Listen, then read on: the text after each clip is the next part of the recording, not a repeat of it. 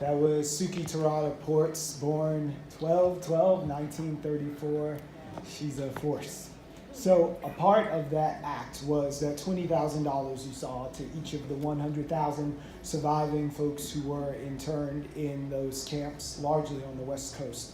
But there was also an educational component to make sure that the story lived on. And another leg of that agreement was that people who had resisted the orders and were essentially outlaws were forgiven. So that's the context of the act that the United States tried to make right for what happened to folks of Japanese heritage during World War II.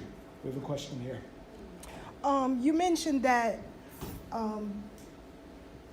it would take more conversation, more study to figure out exactly where we can allocate reparations from. But Israel didn't have to do that. So why do we have to do that?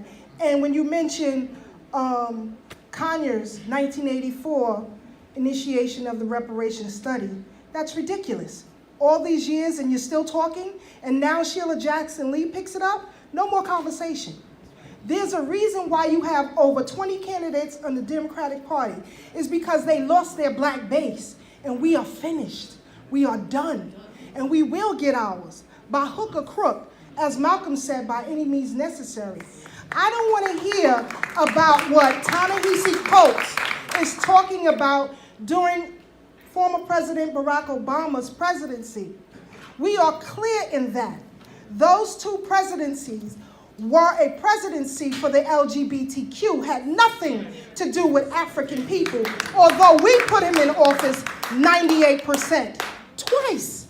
So then I say to you Africans who are in the room, are you still going to take lip service, or are we going to rightfully take what is ours? You cannot mellow out racism.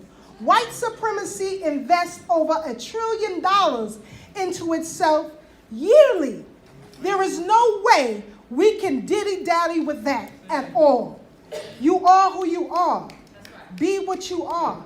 But we are coming into our own. And the new voices of independent black media and others are fed up.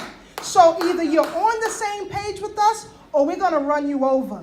I don't want to hear about institutions that will help us to educate ourselves a little bit better, to work within a white supremacist system. That no longer works. I know my heritage. I have certificates from 2 uncles who fought for our freedom during the American Civil War. My uncles did that. Lincoln didn't give us nothing. Those black men and women fought for our freedom. 2 of my great-great-grandparents owned speakeasies right here in Brooklyn before the Irish came and rioted and took it from them. I'm clear on who my people are. I am clear on my heritage, and I want what's mine by hook or crook.